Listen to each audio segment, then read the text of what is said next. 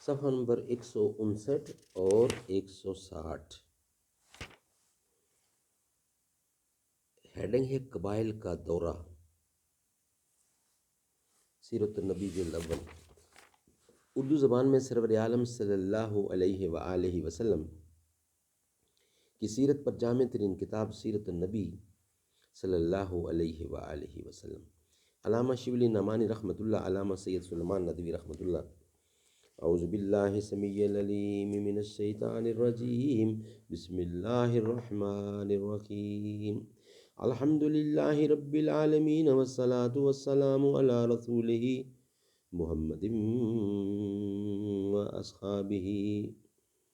واصحابہ اجمعین۔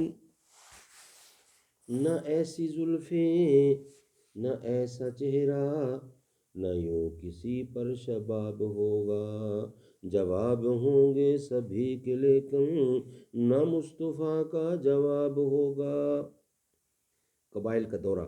حضرت صلی اللہ علیہ وسلم کا معمول تھا جب حج کا زمانہ آتا تھا اور عرب کی قبائل ہر طرف سے آ کر مکہ کے پاس اترتے تو آپ ایک ایک قبیلہ کے پاس جاتے اور تبلیغ اسلام فرماتے۔ عرب میں مختلف مقامات پر میلے لگتے تھے جن میں دور دور کے قبائل آتے تھے۔ آپ ان میلوں میں جاتے اور اسلام کی تبلیغ فرماتے۔ ان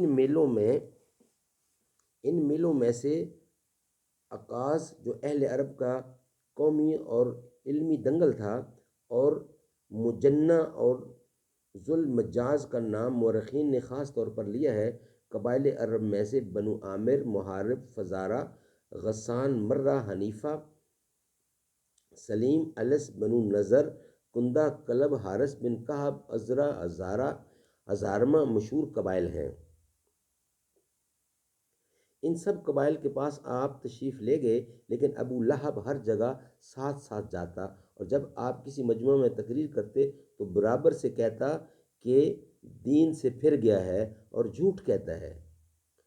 بنو حنیفہ یمامہ میں آباد تھے۔ ان لوگوں نے نہایت تلخی کے ساتھ جواب دیا۔ مسلمہ کذاب، جس نے آگے چل کر نبوت کا دعویٰ کیا، اسی قبیلے کا رئیس تھا۔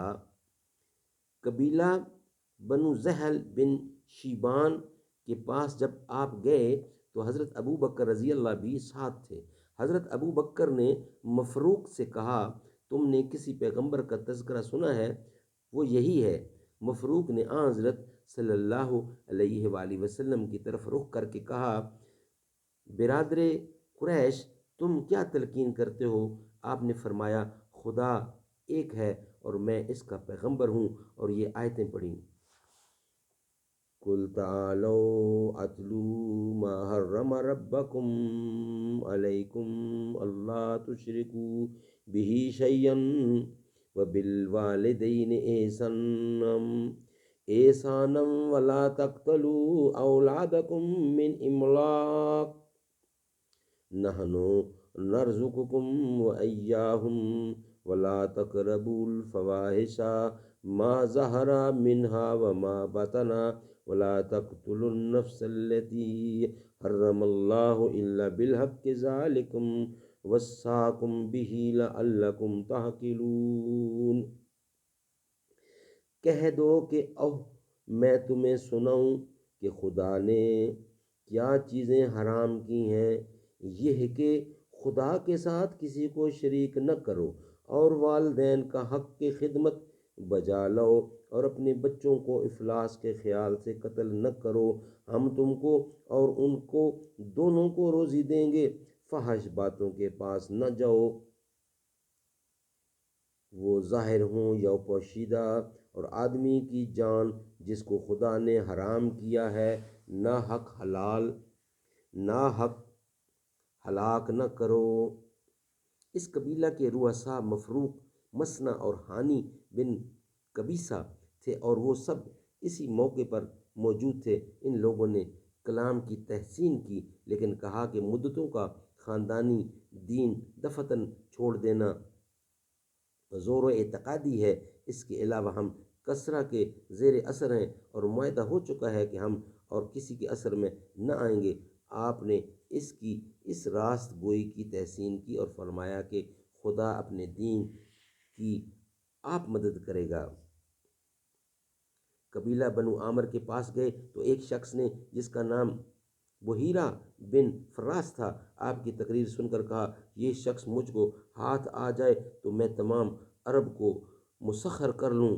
پھر آپ نے پوچھا کہ اگر ہم تمہارا ساتھ دیں اور تم اپنے مخالفوں پر غالب آ جاؤ تو تمہارے بعد ریاست ہم کو ملے گی؟